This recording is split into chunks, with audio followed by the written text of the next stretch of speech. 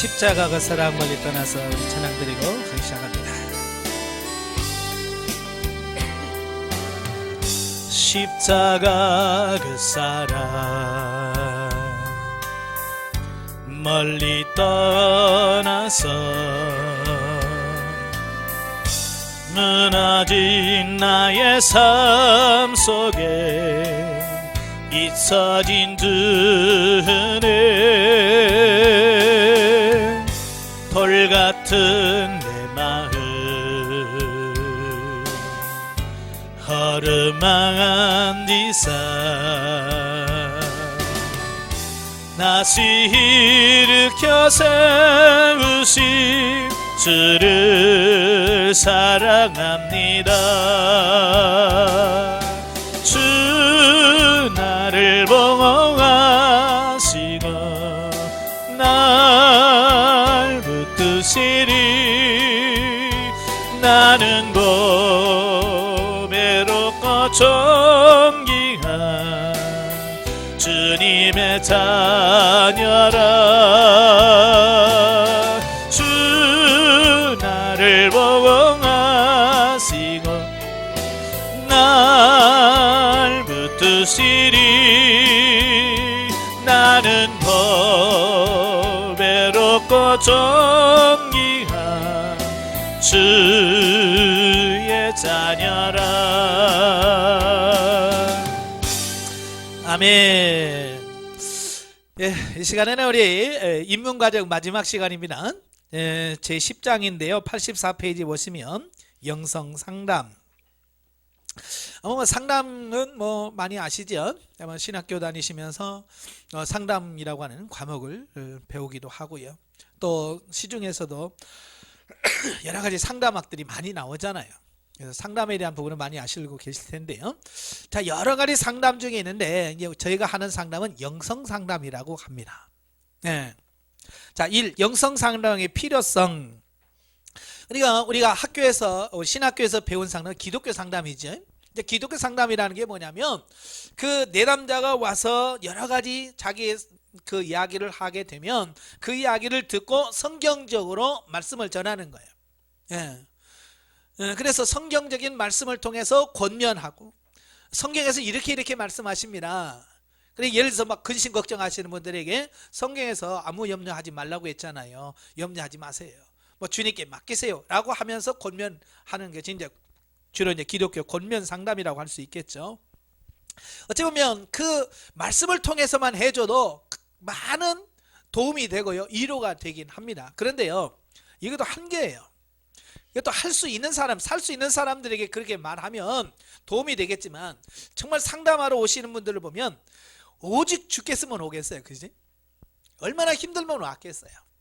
그러니까 그들에게 여봐요, 감사하라고 그랬잖아요. 범사에 감사하세요 라고 해서 되는 게 아니에요. 왜?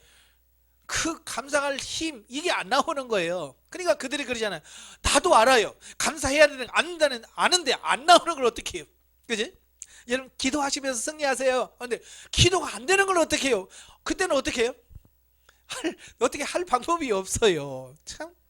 그러니까 그 상담도 한계가 있더라라고 하는 거예요. 자, 그래서 85페이지 보시면 일반 상담과 영성 상담의 비교를 한번 해보는데요. 일반 상담과의 관계에서도 영성 상담은 가장 으뜸의 학문으로 여겨지고 있다. 즉 학문으로는 영성 상담학은 가장 높은 위치에 있다고 할 수 있다. 일반적으로 상담학의 분야에서 가장 밑바탕을 이루고 있는 상담을 일반 상담이라고 한다. 그런데 이 일반 상담의 근원을 밝혀주는 심리 상담이다. 그러니까 이 상담이라고 하는 것도 우리는 하나라고 볼 수 있지만 이 상담도 이런 단계가 있더라는 하는 거예요. 그래서 제일 가장 기본적인 많은 상담이 일반 상담. 네, 일반 상담이고요.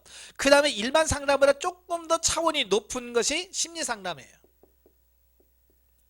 네, 심리 상담. 그리고 심리 상담보다 한 단계 좀 올라가는 게 치유 상담이라고 하지. 자, 그 다음에 치유 상담보다 한 단계 올라가는 게 기독교 상담.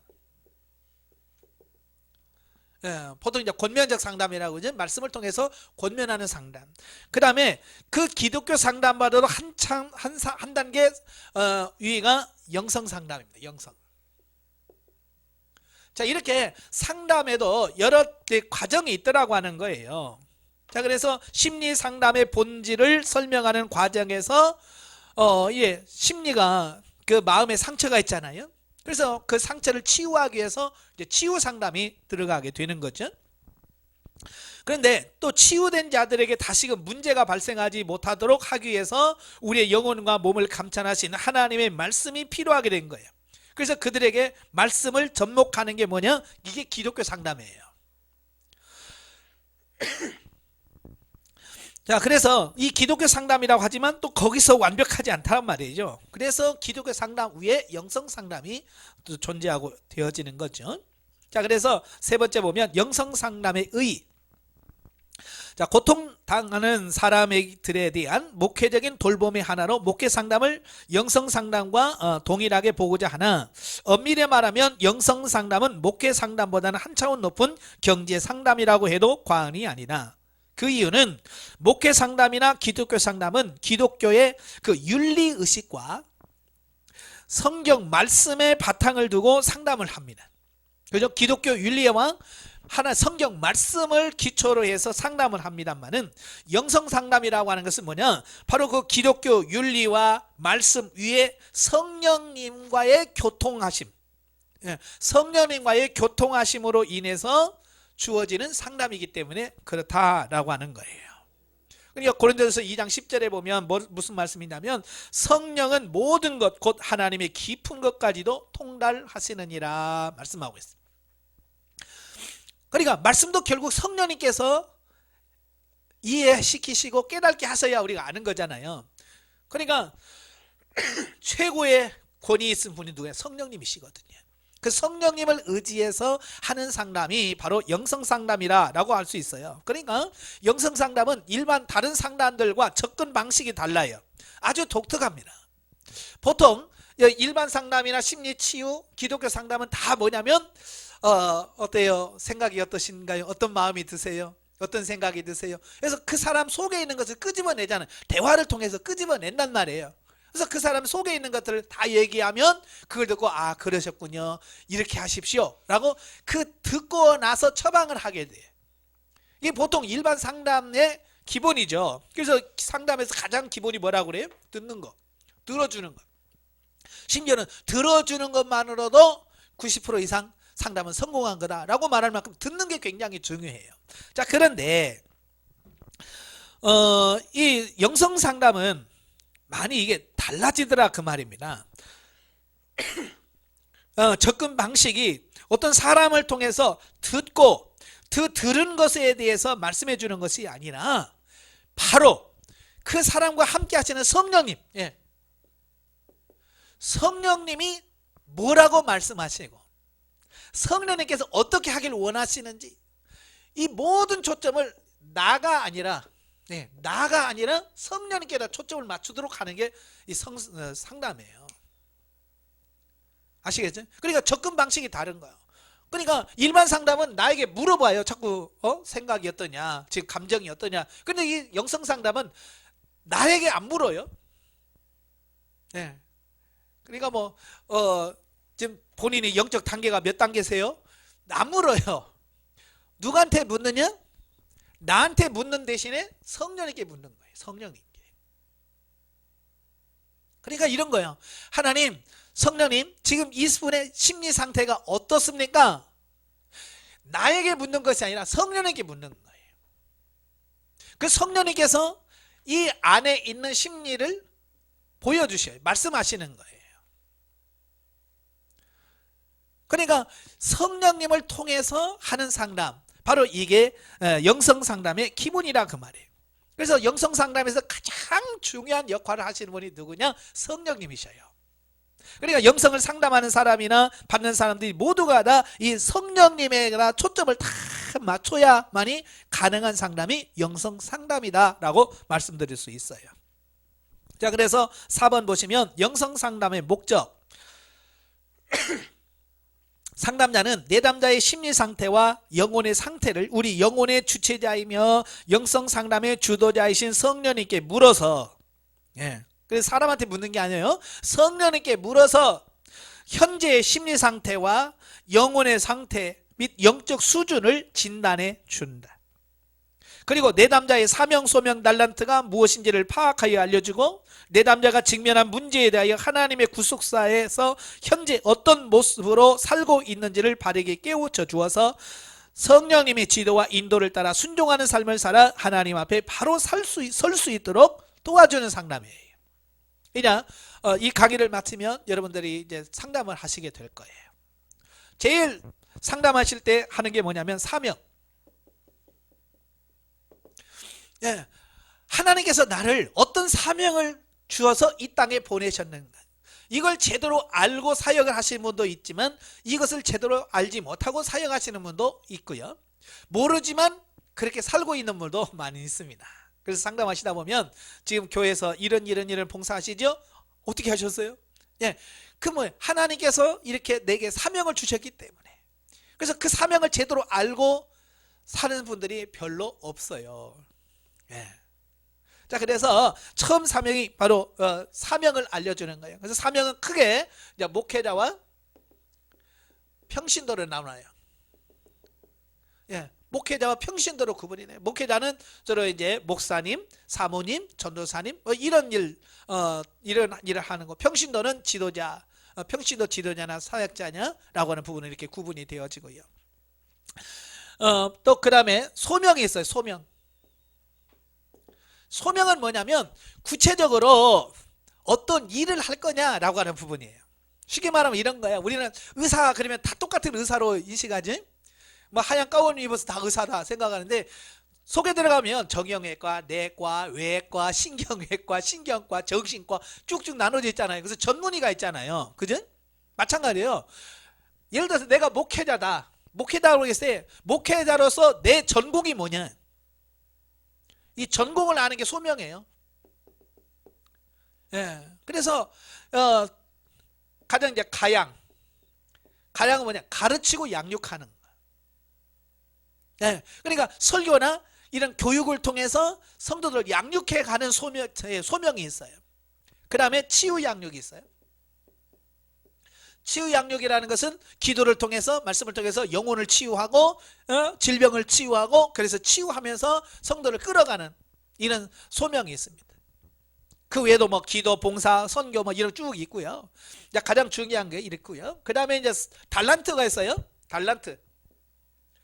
달란트라고 하는 것은 이 사명과 소명을 이루기 위해서 내게 허락하신 하나님의 특별한 은사, 달란트를 말씀하는 거예요. 그러니까 이런 것을 정확하게 내 사명이 무엇이며 소명이 무엇이며 달란트가 뭔지를 알고 사역을 하면 쉬워요. 또는 여러분들도 이제 교회에서 성도들을 양육할 때도 이걸 알고 하면 참 편해요. 왜냐하면 이 사명, 소명, 달란트에 따라서 그분들이 교회에서 봉사하는 게 달라져요. 자, 예를 들어서 이런 거예요. 자, 가르치고 양육이 있는 분들은, 이런 분들은 성경 공부하자 그러면 좋아해요. 가양이 있으신 분들은 성경 공부합시다 그러면 네 그래요. 근데 이 치유 양육 같은 이런 것이 있는 분들은 힘들어해요. 이거 공부하고 이런데 좀 힘들어요. 또 반대로 가양을 뭐냐, 기도해 합시다 그러면 힘들어해요. 체질적으로. 대신 오늘 기도합시다 그러면 네 할렐루야 그래요. 성도들 교인 중에 그런 사람 있어요, 없어요? 있어요. 이상하게 성경 공부하다 보면 빠지는 사람이 있거든요. 왜냐, 그분은요 체질적으로 이 성경 공부하는 이 체질이 안 맞아요. 그리고 봉사가 있어요. 이제 봉사하시는 분들, 몸으로 하시는 분들이 있어요. 하여간 그분들은 교회 오면 설거지 시작해서 청소부터 열심히 하는데, 이분들은 공부합시다 그러면 막 힘들어하고, 기도합시다 그러면 힘들어해. 근데 청소합시다 그러면 막 날아다녀. 이런 분도 있거든요. 그러니까 성도들이 각자 이런 소명이 있다는 것을 알면 그분들을 이해하고 끌어가는 게 쉽다 그 말이에요. 그러니까 교회에서 성도들에게 주방에다가 이렇게 집어넣으면 싸우는 사람들이 있어요. 그죠? 꼭 주방에 들어가면 싸우는 분들이 있거든요. 자, 그게 뭐냐면 이 치유 양육 가지고 계신 분이 들어가시게 되면 그분들은 막 으쌰으쌰 기도하는 거 좋아하는데 몸으로 하는 거 이런 거 싫어해요. 그러니까 이분들은 꼭 주방에 들어가면 한 번씩 싸워요. 소리 내고요. 자, 그러니까 그런 걸 알면 저분들은 주방보다는 기도하는 쪽으로. 그래서 전문적으로 그분들을 사역을 할 수 있도록 이렇게 도울 수 있게 되어지는 거예요. 예. 그래서 큰 교회라고 한다면 좀 규모가 크다면 가양대로 모여서 구역장이라든지 교사라든지 이런 걸 시키고 또 치유 양육이시면 따로 모아서 이런 분들은 뭐 특별 기도회 중보 기도회 이런 거 만들어서 사역하게 하고 또 봉사 있는 분들 만들어서 뭐 미용 봉사를 한다든지 뭘 봉사하든지 이렇게 하면 이분들이 참 거기에 맞게끔 하면 참 좋겠지만 교회가 작으니까 이렇게 할 수는 없잖아요. 그죠? 예. 교사가 없으니까 어때요? 가르치고 양육 없어도 치유 양육 해야 되고 주방에 가서 봉사해야 될 사람이 교사하기도 하고 그러니까요. 이 작은 교회에 있을수록 이 봉사가 힘든 이유가 그런 거예요. 자기 체질에 안 맞는 데 가서 하려고 하니 힘든 거예요. 그렇다고 해서 안 하면 더 이상 할 사람이 없잖아요. 그래서 작은 교회에서는 제가 그래요. 없더라도 없는데 어떡하냐 해야지. 기쁜 마음으로 감당해라 이렇게 말을 합니다만은 이렇게 하나님께서 각자에게 사명 소명 달란트를 주셨다라고 하는 거예요. 그래서 영성상담에서 가장 기본적인 것이 바로 당신의 사명은 이겁니다. 당신의 소명은 이거고요. 당신의 달란트는 이거예요. 네, 이걸 알게 되고 그 다음에 뭐냐? 그 다음에 영적인 상태, 영적인 수준이라고 그러죠. 영혼의 상태. 지금 영적인 단계가 어느 단계입니다 라고 하는 걸 아는 게 제일 중요한 거예요. 그래서 이제 광야 몇입니다, 가나안 몇 다시 몇입니다 라고 약의 현주소를 정확하게 알려주고 그 다음에 지금 영적인 상태, 영적인 수준 또 심리 상태, 그 다음에 뭐예요? 지금 현재 상태에서 하나님께서 뭘 요구하시는가, 자, 이걸 가르쳐 주는 거예요. 그러니까 감사가 필요한지 아니면 기도가 필요한지 지금 아니면 말씀을 읽어야 되는 게 필요한 건지, 그래서 지금 그 사람에게 필요한 부분들을 권면해서 할 수 있도록 만들어주는 이게 바로 이 영성 상담이라고 이렇게 보실 수 있는 거죠. 그래서 상담자는 내담자가 스스로 주님 앞에 설 수 있을 때까지 도와주는 거예요. 내가 끌어가는 게 아니라 이렇게 가르쳐주고 해서 자기 스스로가 하나님 앞에 서갈 수 있도록 계속해서 도와주는. 예. 그래서 나중에 성장을 하게 되면 스스로가 자기가 알아서 살아갈 수 있도록 만들어주는 어떤 그런 부분이 영성 상담이다라고 이렇게 볼 수 있어요. 자, 87페이지 보시면 5. 영성 상담의 핵심적 내용. 자, 영성 상담에서 핵심적인 내용이 뭐냐? 첫째, 구속사적 영성의 기초를 둔다 그랬어요. 자, 영성 상담을 시행하는 의도와 목적은 영성 교육과 영성 훈련에 임하는 모든 피교육자들에게 하나님의 구속사적 영성이 형성되기 위함이다. 성경의 개괄적이고 포괄적인 구속사가 구원사역에 적용될 때는 영적 지식의 기초를 들고 진행되어야 하기 때문이다 그 말이에요. 자, 우리가 이제 구속사라고 하는 말 많이 들으셨지? 구속사라고 하는 것은 하나님께서 범죄하고 타락한 인간을 어떻게 구원해 가시는가 라고 하는 부분을 다루는 구속사예요. 구속사는 역사거든요. 시간이에요 결국. 그래서 하나님의 창조부터 하나님의 구속사가 시작된다고 그랬죠. 그래서 뭐 노아 시대, 아브라함 시대 쭉 다 되고 예수 그리스도의 십자가의 사건, 이 구속사가 언제 완성이 되냐면 예수 그리스도의 재림, 그죠? 재림을 통해서 완성해 가시는 거예요. 그래서 구속사에서 세 가지가 중요하다고 그랬죠. 구속사의 성부 하나님은 뭐 하셨어요? 계획하셨다. 그죠? 구원을 계획하시고, 그 다음에 성자 예수님은 성취하시고, 성령 하나님은 적용, 완성. 이게 구속사예요. 하나님께서 이미 창조하시면서 계획하셨죠? 그 다음에 예수 그리스도의 십자가 사건을 통해서 구원을 성취하셨죠. 그 다음에 성취하신 그 성령님이 각 개인에게 적용시키는 거예요. 지금 그 역사 속에서 지금 오늘 이 자리에 지금 여러분이 있는 거예요. 그죠?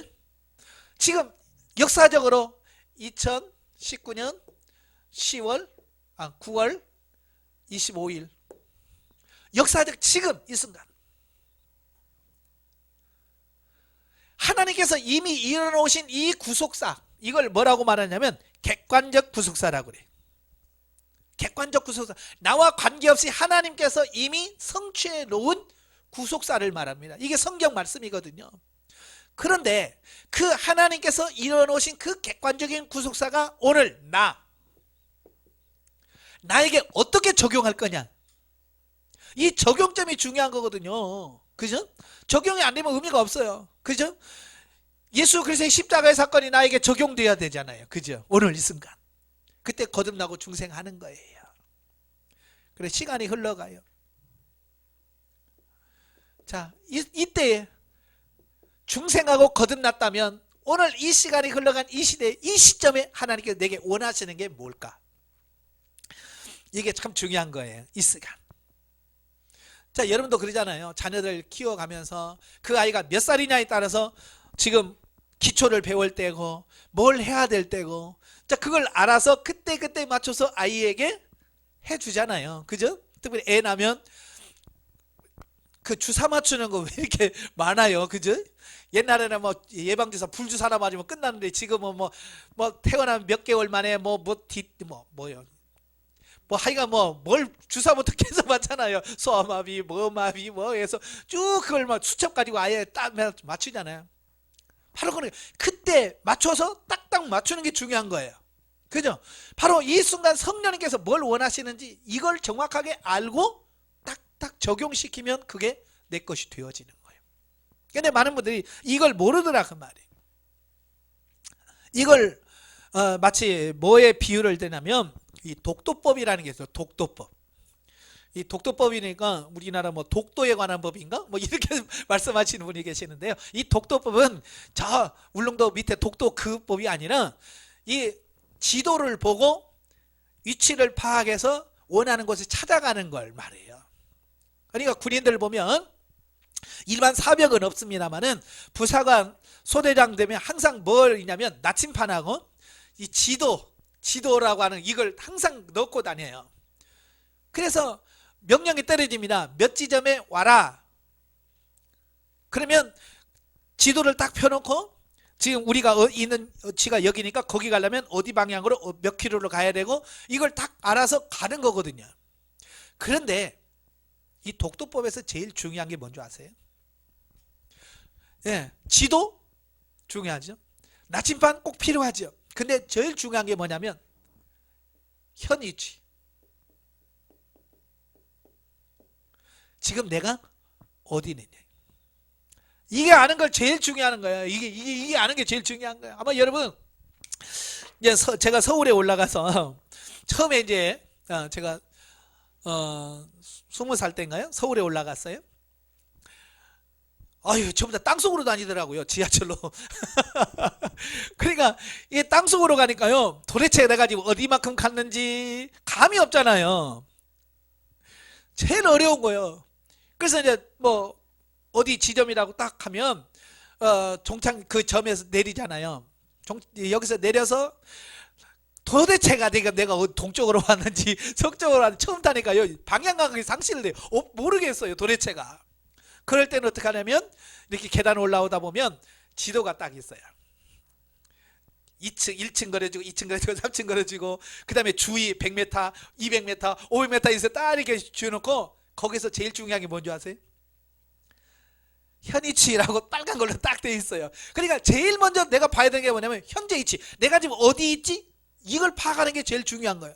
그러니까 그것만 그려놓고 지금 그 내가 있는 위치가 어딘지를 가르쳐 주지 않으면 도대체가 이걸 내가 어디야? 1층이야? 2층이야? 3층이야? 아무도 못 찾아요.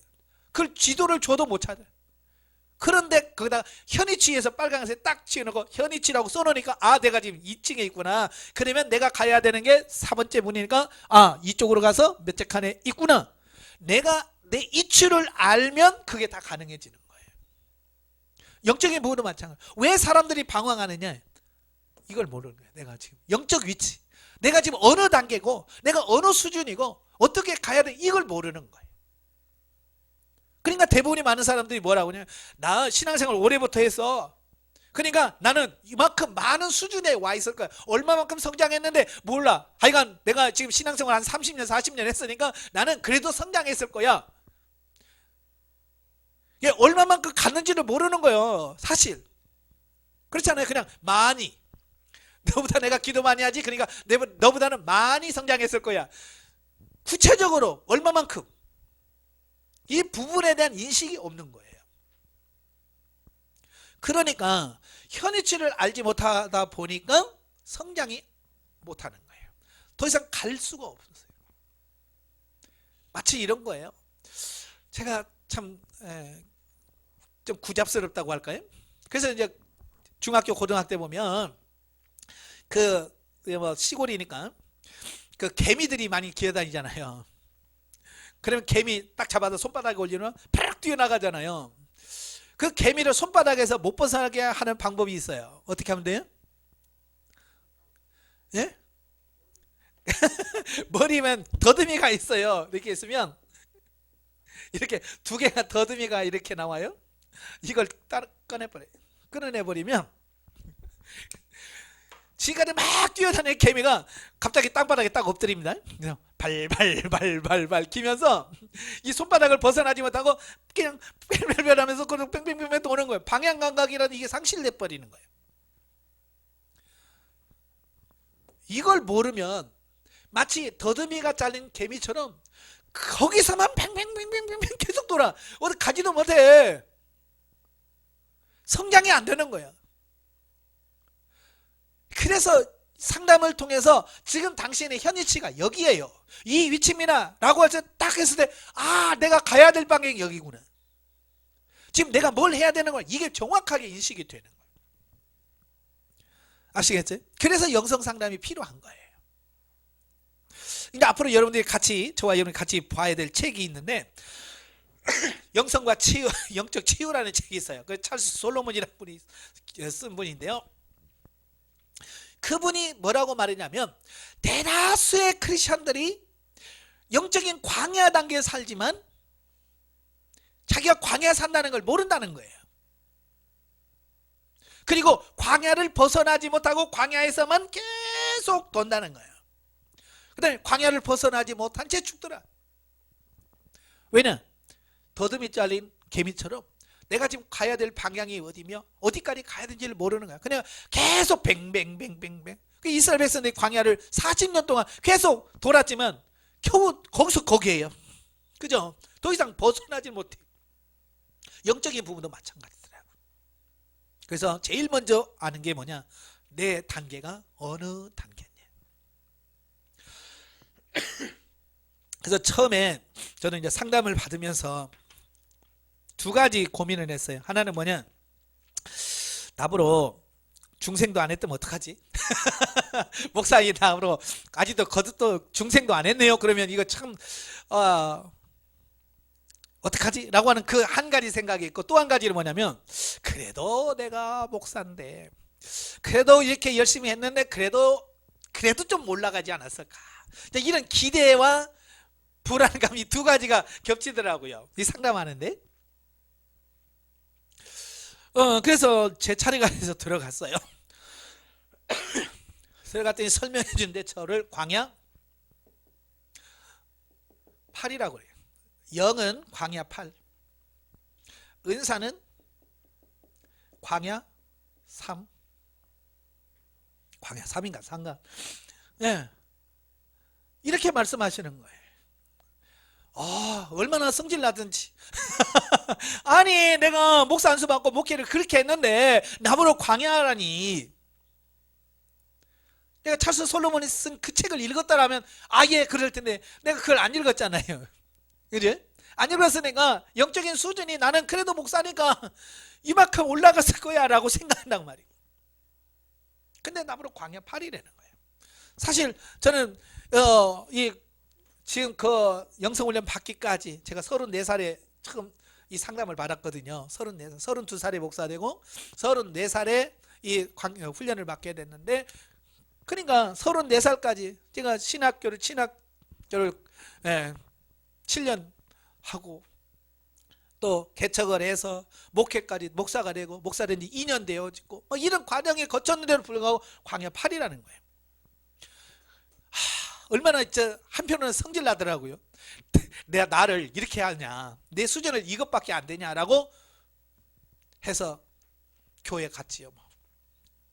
교회 돌아와서 하나님 앞에 제가 하나님 앞에 짜증 섞인 소리, 하나님 참 글쎄 목사부로 광야 8이라니 말이 됩니까?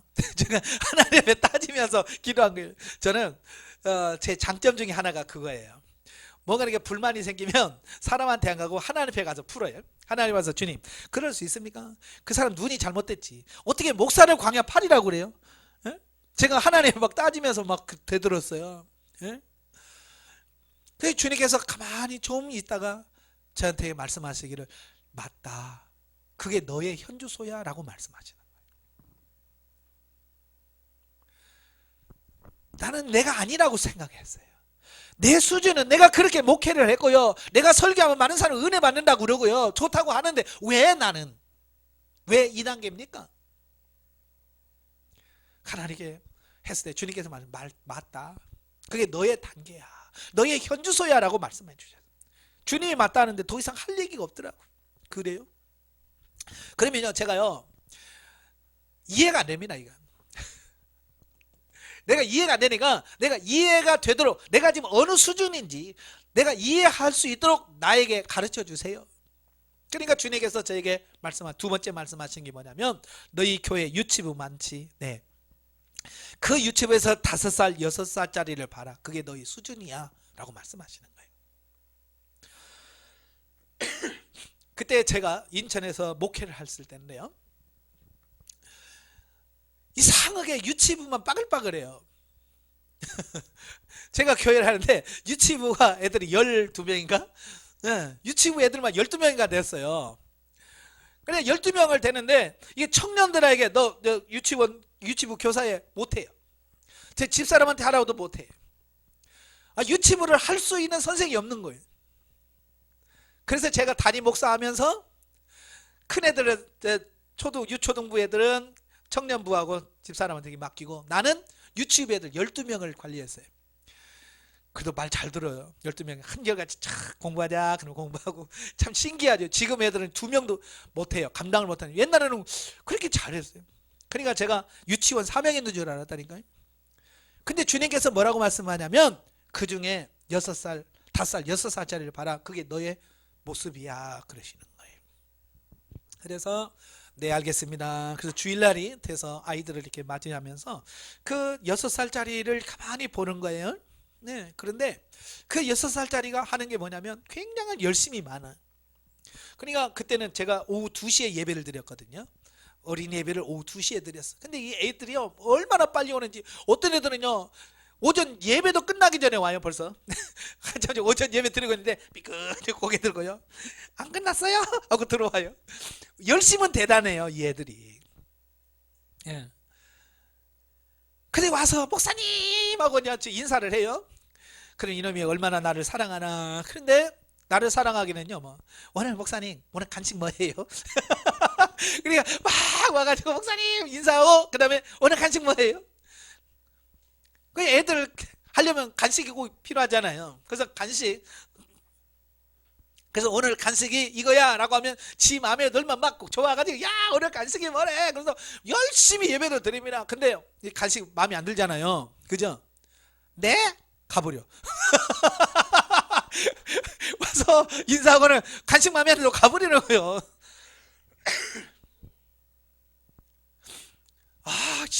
그래요. 그러니까 목적이 뭐냐면, 간식이 뭐냐, 그 다음에 두 번째 질문이 뭐예요? 그러면 오후 2부 순서가 뭐예요?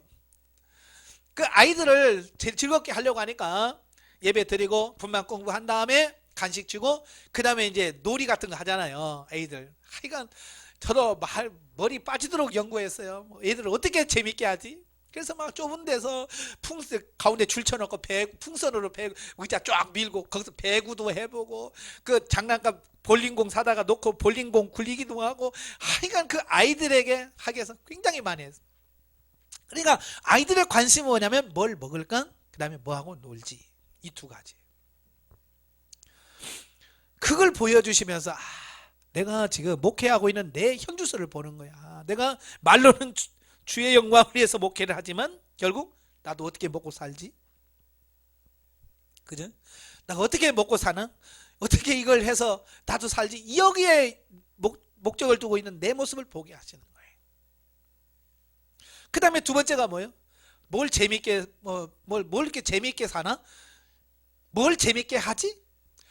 그걸 보고 사는 내 모습을 보여주시는 거예요. 거기서. 그래서 내 수준이 저 수준이었구나. 두 가지를 발견하게 되고 아버지 내가 지금 이 상태로 머물러 있으면 안 됩니다. 하나님 나를 성장시켜 주세요. 그때부터 하나님께 기도하기 시작한 거예요. 성장시켜달라. 매일같이 기도하면서 울었습니다. 정말로 하나님 내가 이 수준 가지고 어떻게 목회를 합니까? 나 하나 간수 못하는 주제에 어떻게 이 영혼을 이끌어 가야 됩니까? 갈 수 있습니까? 나를 성장시켜 주세요 하고 막 기도하면서 가니까 여기 성장을 하면서 이제 성장이 되더라고요. 그때부터 성장이 되는 거예요. 여러분들도 이제 상담하면서 이런 현주소를 가르쳐 줄 거예요. 그러면 내 마음에 들든지 안 들든지 주님 그래요. 그냥 내가 이 상태라고 인정을 하십시오. 이해가 안 돼도 그래. 거기서부터 인정하는 그 순간부터 성장이 되어지고요. 바뀌어져 갈 거예요. 아시겠죠? 자, 그 다음에 두 번째가 영성사역과 영성신분의 삶에 초점을 맞춘다 그랬죠? 예. 그러니까 결국은 뭐냐면 영성상담이라는 이 수준을 정확하게 인식을 시켜주는 거예요. 인식시켜주고 그 다음에 지금 이 단계에서 하나님께서 뭘 원하시는지 이걸 가르쳐줌을 통해서 빨리빨리 성장해 가도록 돕는 것, 이게 가장 중요한 거다라고 이렇게 볼 수 있어요. 그래서 내담자에 대한 영성사역의 1차 목표는 영적으로 변화훈련 성장 성숙하는 과정에서 신령한 집으로 건축이 되게 하는 것이고, 이 일을 돕기 위해서 개인적인 상담 카드를 작성하여 영적 성숙도를 관리해 주어야 한다. 그러니까 여러분도 병원에 가면 차트가 있잖아요. 그죠? 그래서 항상 여러분이 가서 접수를 하면 그 차트가, 여러분의 차트가 과거에 어떤 진료를 받았는지가 쫙 나오잖아요. 그러니까 의사가 쫙 보면, 차트를 보면 이 사람이 몇 월 며칠 날 병원에 처음 왔었고 하면서 지금 어떤 치료를 받았고 이게 쫙 나오니까 그러면 현재 이게 나온단 말이에요. 마찬가지로 이 상담 카드라고 하는 게 여러분을 영적으로 점점 성장시키도록 하기 위한 프로그램에 의한 차트예요. 그러니까 이걸 딱 보면 내 수준이 지금 어디고 지금 어느 단계에 머물러 있고 어디로 가야 되는지가 쫙 보여주는 게 상담 카드예요. 그냥 어떤 분은 그래요. 이런 상담 카드가 성경에 나와요? 이런 분들이 계셔요. 아니에요. 이건 성경에 없어요. 단 성경에서 말씀하는 부분을 카드화 시킨 거예요. 카드화. 아시겠죠? 그러니까 이건 저와 여러분을 성장시키기 위한 과정이지, 그게 꼭 이게 꼭 성경적이냐 이런 거요, 그런 생각하지 마시길 바래요. 아시겠죠? 그래서 여러분들에게 더 성장하도록 돕기 위한 프로그램으로 상담 카드를 만들어요. 그래서 그 카드에 의해서 여러분이 성장되어지는데요, 희한한 것이 제가 해보면 해볼수록 느끼는 게 뭐냐면 그게 아무것도 아닌 것 같은데 맞더라고 말이에요. 그래서 그 단계에 가면 그 훈련이 들어오게 되고 그 단계에 맞게끔 또 하나님께서 처리하시는 훈련이 들어와요. 자, 그걸 보면서 기가 막힌 거예요. 그래서 여러분도 이 상담 카드를 통해서 이제 한다는 거. 그 다음에 두 번째 2차 목표는 내담자에게 여러 가지 영성 신분에 걸맞는 삶을 살면서 하나님의 기쁘신 은혜를 소유하고 세상을 사는 동안 모든 것들 가운데 안식을 누리도록 도와주는 것이다. 그래서 마침내 성도들의 신앙생활이 개인적으로 늘 승리할 수 있도록 도와주어 본인 스스로 하나님 앞에 영성적으로 설 수 있도록 도와주는 것이다. 그래서 스스로가 하나님의 말씀을 듣고 음성을 듣고 살아갈 수 있는 단계까지 성장되도록 도와주는 역할을 하는 게 뭐냐, 이게 상담이다 라고 하는 거예요. 그래서 이 영성 상담은 상담자나 내담자가 원하는 방향으로 진행되는 게 아니에요. 누가 성령님이 원하시는 방향으로 모든 초점을 자꾸 바꾸는 거예요. 그래서 이사야 55장 8절 9절에 보면 내 생각과 내 생각이 다르며 너희 길과 내 길이 다르다고 그랬죠. 이래 상담받다면 여러분의 생각과 하나님의 성령님의 생각이 얼마나 다른지를 보게 돼요. 그래서 안 맞는 것 같아요 라고 자꾸 말하거든요. 좀만 기다려 보세요. 그러면 상담 받을 때는 전혀 나와 상관이 없다고 안 맞는다고 생각하는데 조금 며칠 지나고 나면 그게 딱 경험이 됩니다. 그래서 이게 진짜 성령께서 하시는구나, 이걸 알게 되어지는 거예요. 아시겠죠? 그래서 모든 것을 성령님에다가 초점을 맞춘다라고 하는 거고요. 세 번째는 고난 중에 하나님의 뜻을 깨닫고 돌이키게 하는 데 있다. 그러니까 지금 세상에 살면서 많은 고난이, 우리가 원하든 원치 않은 고난이 오잖아요. 대부분의 성도들은 이 고난이 왜 왔는지를 모르면서 고난을 받습니다. 그게 힘든 거예요. 이게 왜 왔는지를 알면 참 쉽거든요. 아마 여러분도 아파서 병원에 가죠. 그냥 병원에 가자마자 병원에서 이 병명은 뭐고요, 이렇게 치료하면 돼요. 쉬워요. 근데 제일 어려운 게 뭐냐면, 나는 아파 죽겠다 하는데 병원에서 이 검사 저 검사해도요, 글쎄요 이 병명을 모르겠네요. 그러면 이 병명을 모르면 그 사람은 치유가 안 되는 거예요. 아마 여러분 아파 죽겠다고 병원 가는데 바로 가자마자 주사 주고 약 주던가요?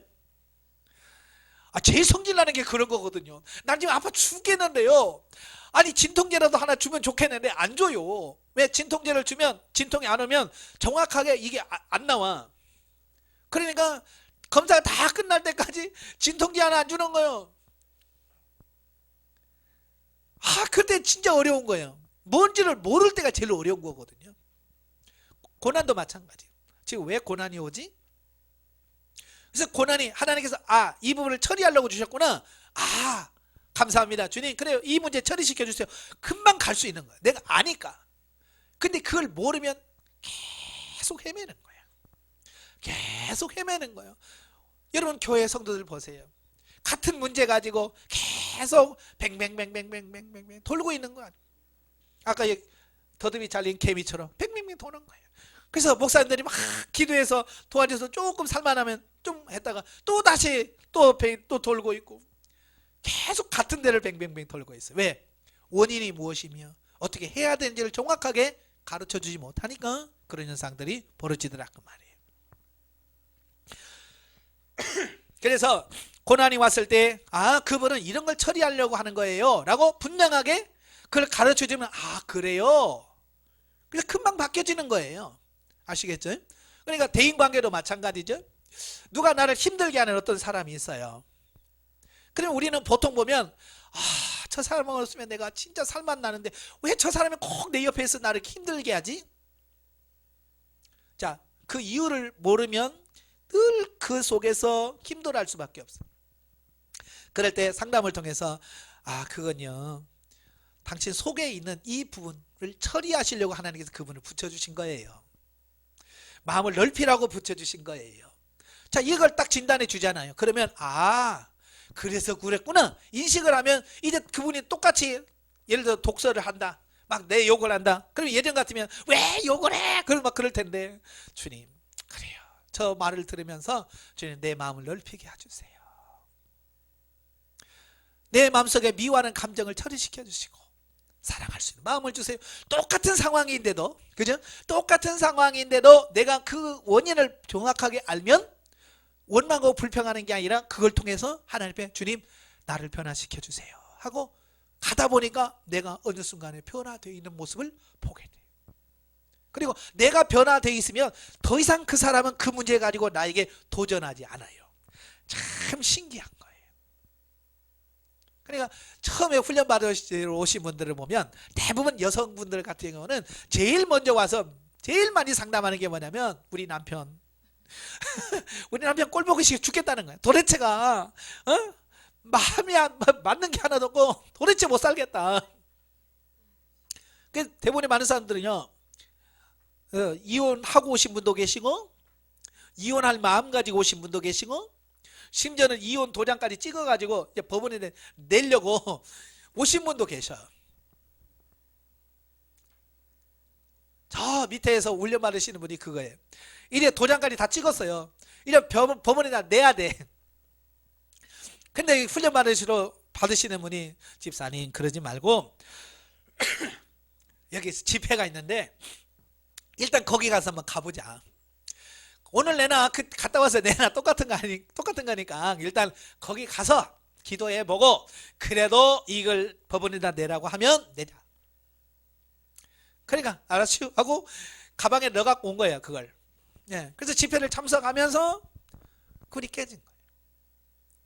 뭐냐면 문제의 원인이 지금까지는 모든 게 남편이라고 생각을 했어요.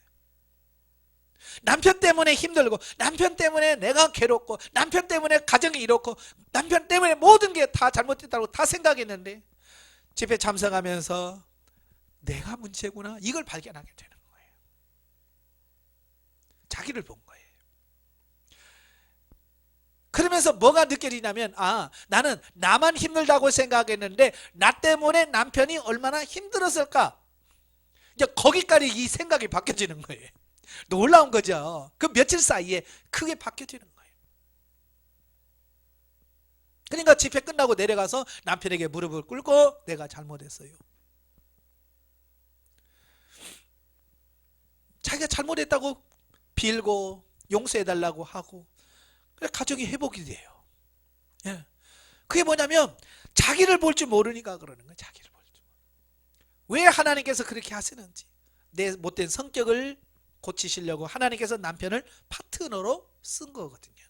그러니까 그걸 파트너로 인식을 하면 그 속에서 하나님 내가 어떻게 하기를 원하십니까? 이게 나오는데 그 파트너라는 인식을 하지 못하면 계속 미워하고 안 봤으면 좋겠다.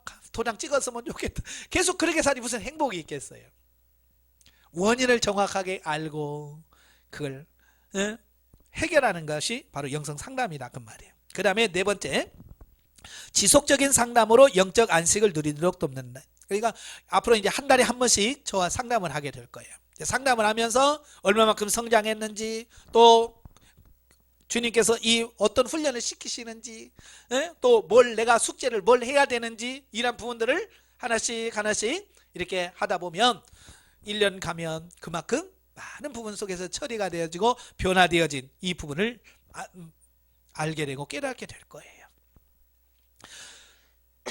자, 큰 6번 보시면 영성상담의 기본 원리와 방법. 자, 1. 영성상담의 기본 원리. 영성상담은 성경이 말하는 대로 상담이 이루어져야 함을 기본 원리로 한다. 그러니까 성령의 음성 듣는다고 해서 막 마음대로 하는 게 아니에요. 성경의 틀 안에서 이루어집니다. 예, 그래서 성경에서 벗어나면 안 돼요. 그죠? 예를 들어서 상담한다고 해서 이제 당신은 성장했으니까 교회 안 나와도 돼요. 뭐 이런다든지 이제 성장했으니 당신이 11조 안 해도 돼요. 이건 아닌 거죠. 왜? 성경 말씀에서 벗어난 거니까. 그러니까 이 성경 그 66권의 그 성경의 진리 안에서 이 상담이 이루어지더라는 거예요. 아시겠죠? 그리고 성도 개개인에 대한 하나님의 구원 섭리가 바탕이 되어야 한다. 그러므로 영성상담에 있어서 영성적 인간론과 구속사적 인간론과 궁극적인 구원의 참뜻에 대한 바른 이해가 매우 중요하다. 그러니까 이런 걸 놓치고 상담을 하게 되면 예수 이름 팔아서 하는 무당과 다를 바가 없어지는 거예요. 그러니까 이런 구속사적인 원리를 인간론을 이해하지 못하고 하니까 그 상담해 준다고 하면서 무당처럼 어떻게 해봐 뭐 이런 거 있잖아요. 성경에서 말하고 있지 않은 어떤 것들을 이야기하기도 하고, 자, 그래서 상담한다라고 시험 들기도 하고 기복주의로 빠질 수 있다 그 말이에요. 근데 그것을 철저하게 배격하는 거예요, 저희는. 그 다음에 두 번째, 영성상담의 방법. 첫째, 영성상담은 하나님의 기쁘신 것을 아시는 성령님에 의한 상담을 추구하는 것이다. 그러므로 상담자는 우선 내담자의 영적 상태, 사명, 소명, 달란트, 그리고 영적으로 내담자의 신앙 성숙이 어느 상태에 있는지를 성령께 의뢰하여 진단하여 하고 체크해 주어야 한다. 영적 상태의 상담에서는 주체는 상담자가 아닌 성령님이시다. 그러니까 철저하게 성령님에 의해서 이루어지는 거예요. 그러니까 상담자도 철저하게 성령님을 의지하게 되고, 그래서 저도 상담하는 날 되면요, 새벽 기도부터 철저하게 기도합니다. 하나님, 영혼들을 바르게 체크해 줄 수 있도록. 왜냐하면 내 말 한마디가 인생이 바뀔 수도 있잖아요. 특별히 첫 상담은 그렇습니다. 예를 들어서 이런 거예요. 나는 목회가 사명인 줄 알고 열심히 했는데 상담하면서 당신은 목회자 사명이 아니고요. 그러면 뭐야? 이럴 수도 있고, 자기는 목회자가 아니라고 생각했는데 목회자가 나오면 뭐야 이거? 이럴 수 있단 말이에요. 그러니까 제 상담 하나 때문에 인생이 확 바뀔 수도 있고 그럴 수 있단 말이에요. 그래서 이거 정말 신중할 수밖에 없어요. 특히 첫 상담은 그렇습니다. 그래서 새벽부터 하나님 앞에 주님, 정말로 육신의 생각과 육신의 감정으로 상담하지 않게 하시고 철저하게 성령께서 말씀하신 대로 그대로 상담할 수 있도록 해 주시옵소서. 그러니까 뭐 친하다고 막 성장시켜주고 뭐 좀 미흡다고 막 깎아내고 그게 절대로 아닙니다. 그러면 이게 상담이 될 수가 없어요. 친하든 미흡든 상관없이 성령께서 저에게 말씀하신 그대로 전하는 것 뿐입니다. 그 다음에 둘째는 영적 지도는 뭐냐?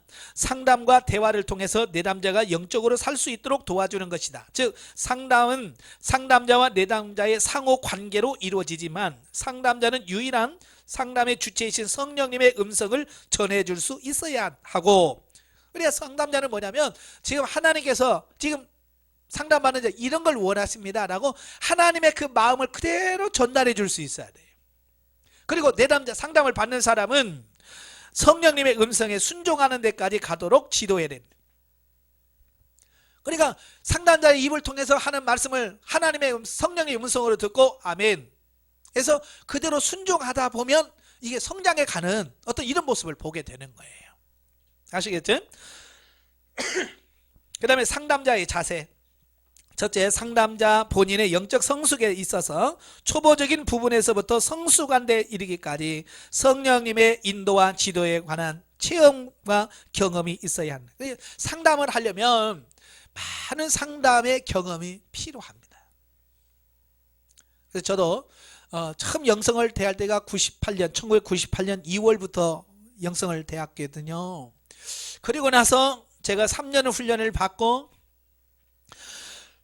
4년차 되던 해부터 제가 훈련원에서 강사로 하면서 상담을 하기 시작을 했어요. 예.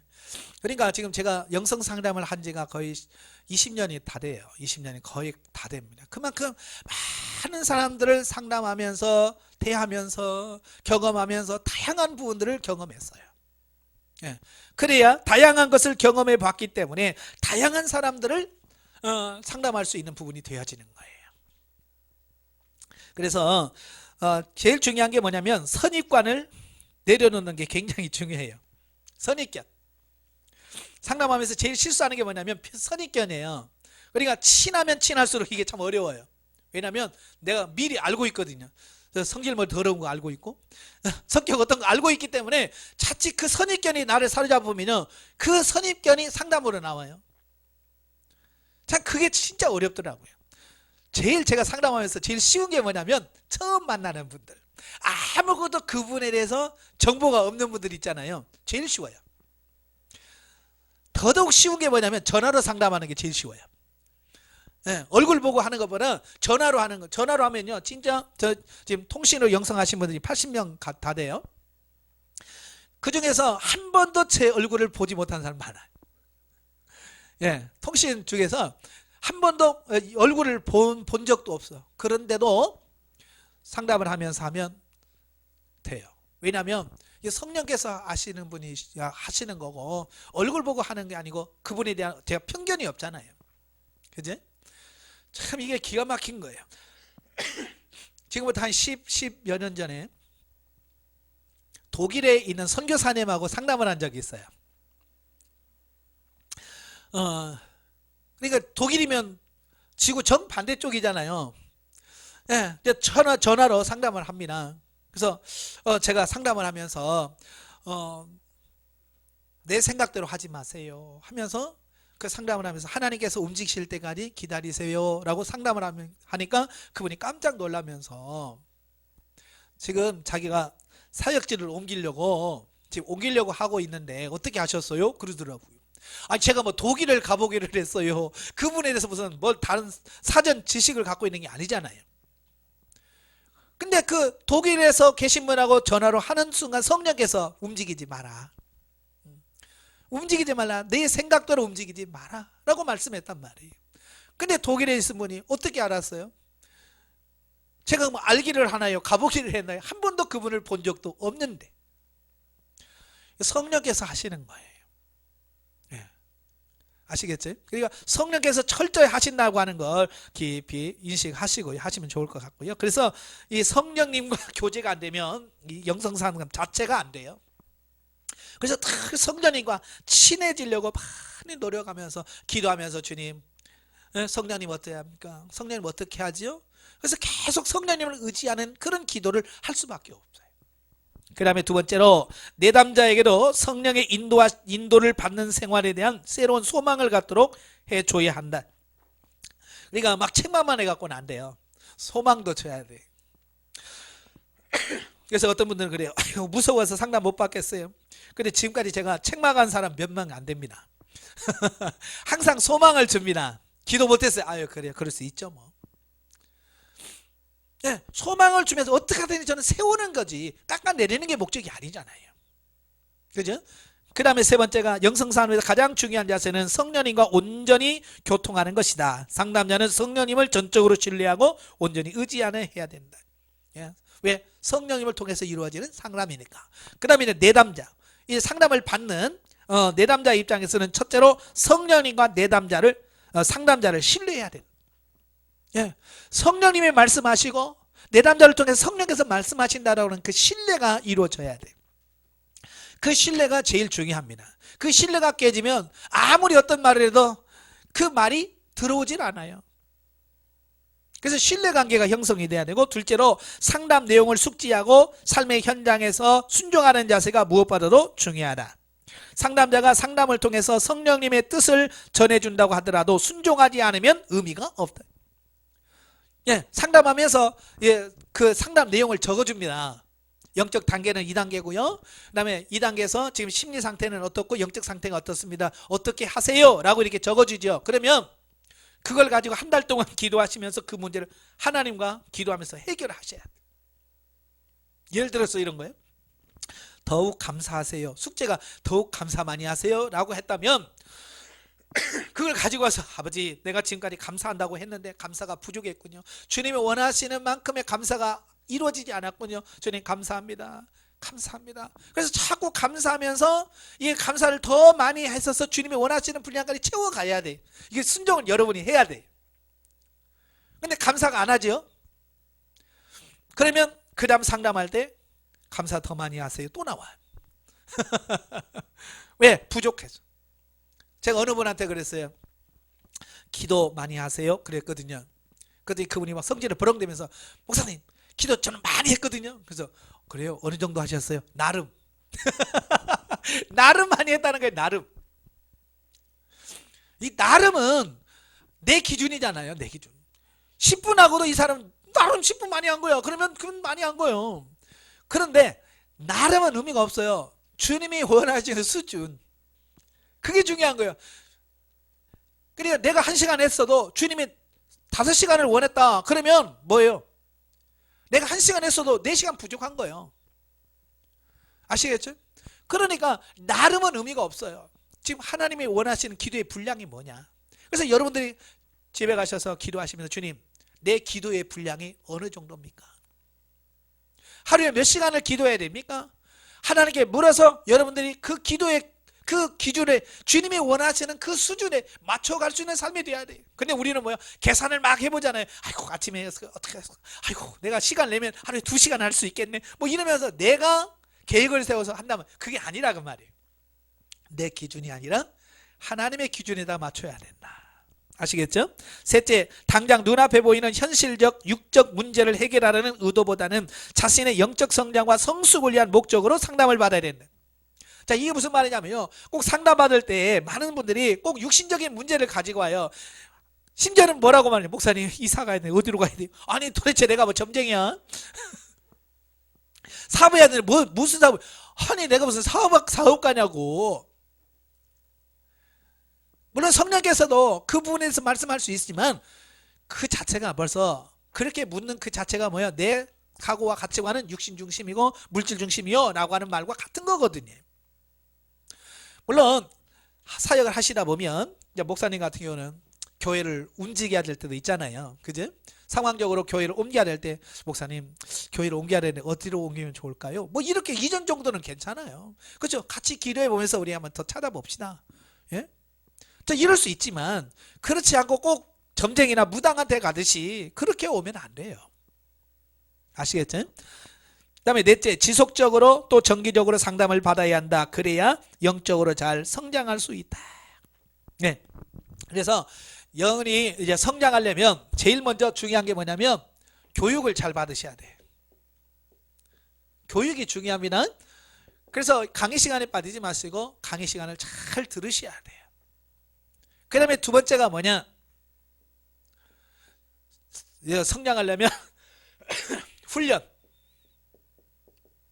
훈련하셔야 돼.